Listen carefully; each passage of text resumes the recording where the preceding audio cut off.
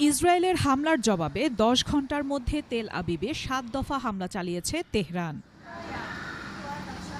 হামলায় ৪ জনের মৃত্যু হয়েছে বলে ইসরায়েলি গণমাধ্যমগুলো দাবি করেছে।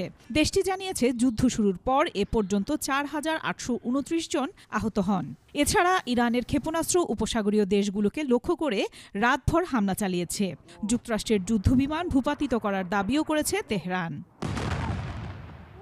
এর আগে ইরানের গোয়েন্দা সদর দফতরে হামলার দাবি করে ইসরায়েল।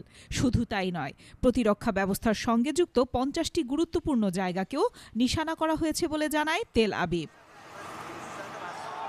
যুক্তরাষ্ট্র ও ইসরায়েল চোরাবালিতে আটকে পড়েছে বলে মন্তব্য করেছেন ইরানের পার্লামেন্টের স্পিকার মোহাম্মদ বাঘের কালিবাফ। অন্যদিকে অভিযান শেষ না করেই গ্রিসের ক্রিট দ্বীপের ঘাঁটিতে ফিরে গেছে দানবীয় মার্কিন রণতরী জেরাল্ড ফোর্ড।